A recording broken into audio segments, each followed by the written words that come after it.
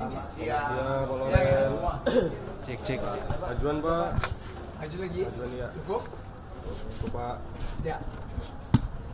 Ya. Jadi kami bisa dengar ya? Kami dari tim Pemrakarsa Penggerak Kebangkitan Partai Golkar baru saja melaporkan ke Ketua Dewan Etik Partai Golkar, Pak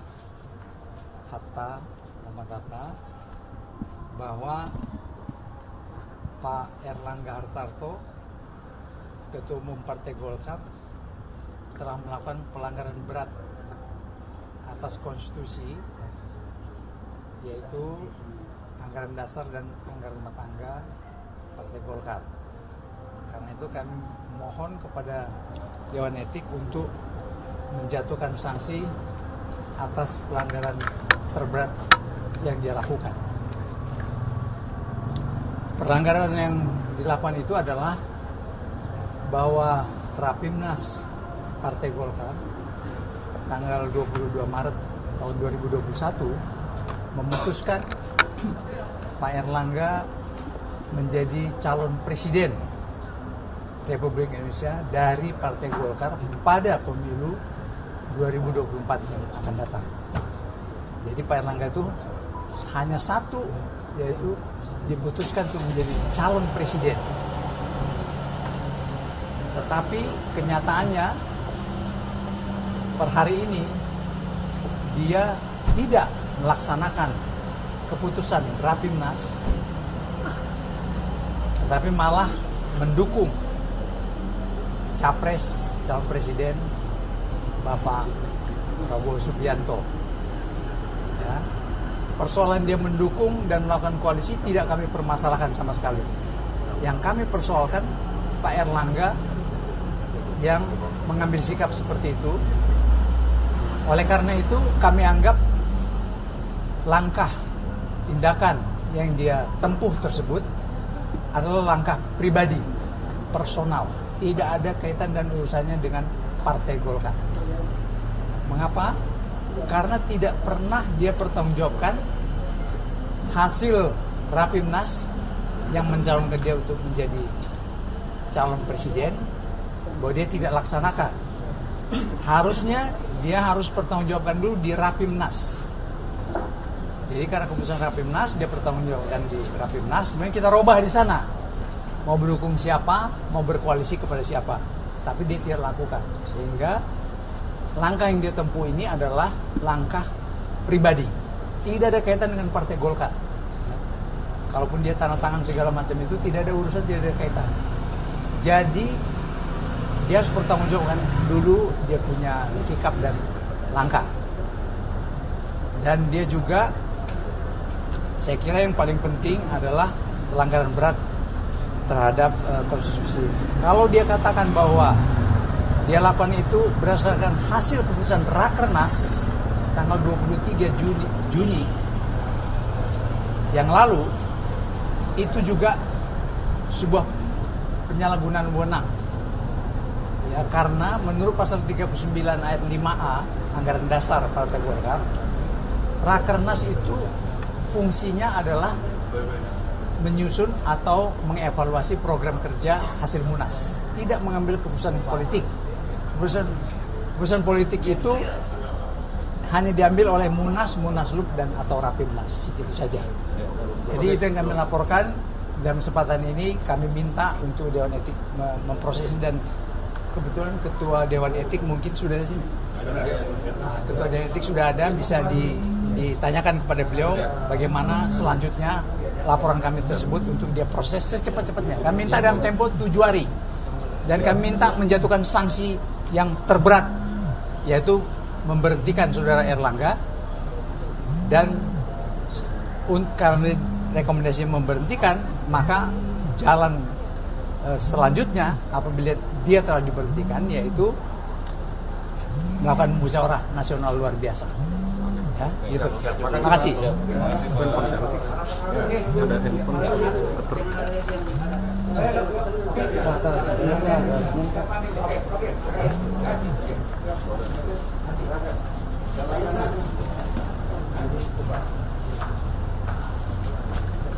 Apa yang bisa dibantu? Ya, Pak, hasil dari pertemuan tadi Pak ada Begini, posisi Dewan Etik ini sesuai dengan kewenangannya yang ada di ADART. Memang kita bersifat lebih independen dalam artian siapapun kader Partai Golkar yang melanggar etik, tertera dalam PO etik, tertera di dalam tupoksinya etik di ADART, tentu Dewan Etik harus mengambil tindakan.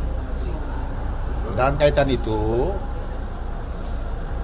ada kader-kader partai dari Trikarya, unsur Soksi, unsur FPGR, unsur Kosgoro, punya NPAG, membawa laporan dengan sejumlah bahan tentang dugaan adanya pelanggaran etik dari Ketua Umum. Tentu Dewan Etik seperti kayak kantor polisi akan menerima semua laporan. Kita akan lihat dan kaji sejauh mana kebenarannya.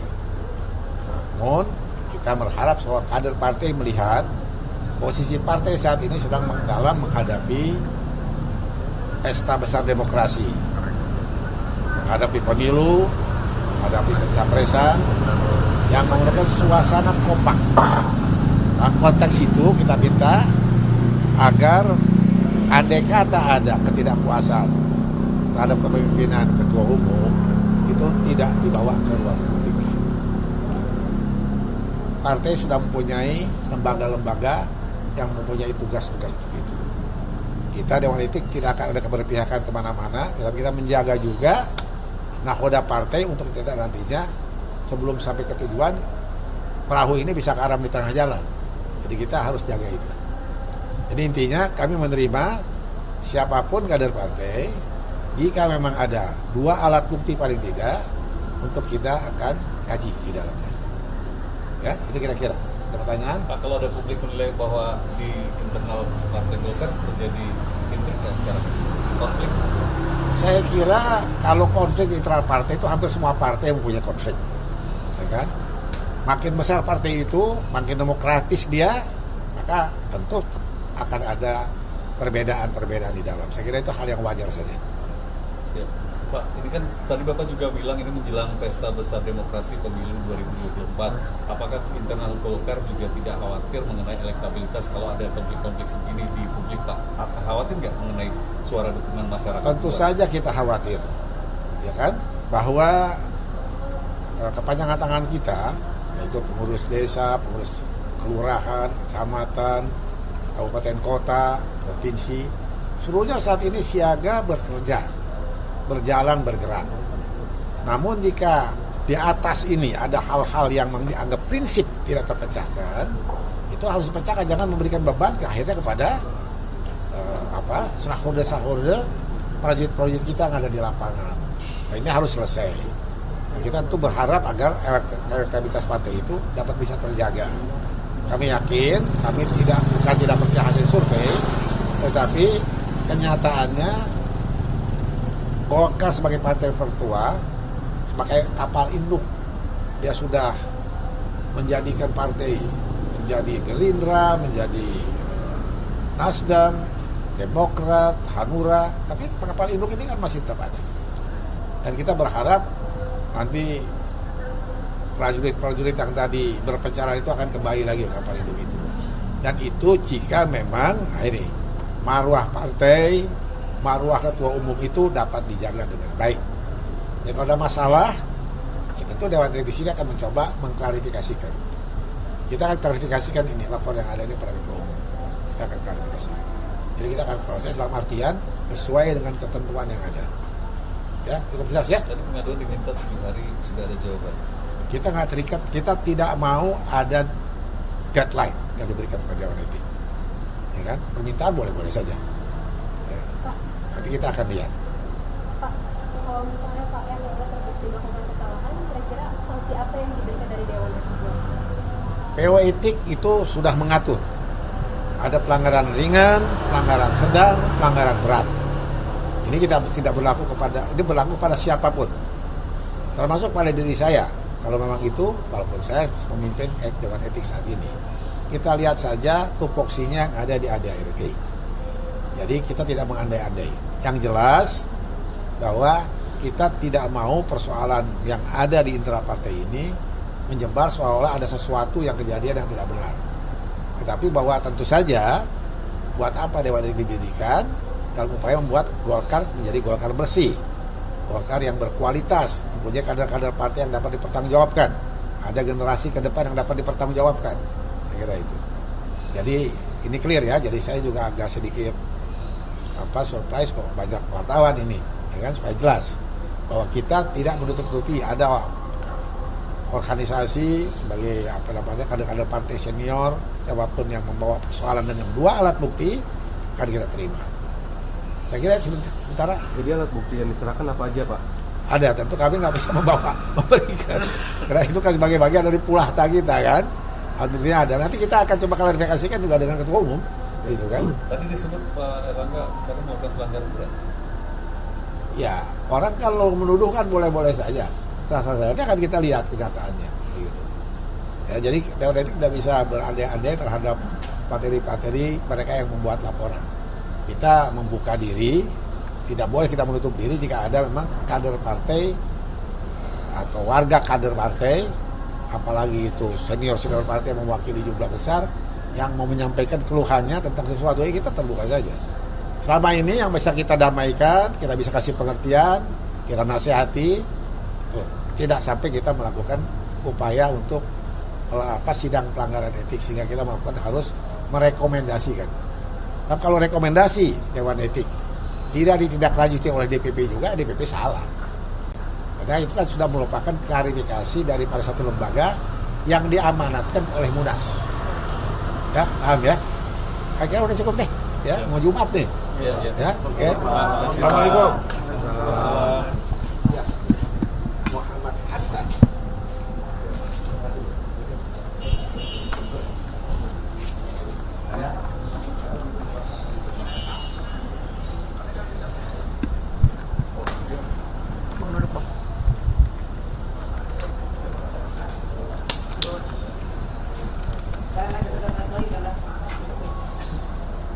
Oke. Thank you, Bang.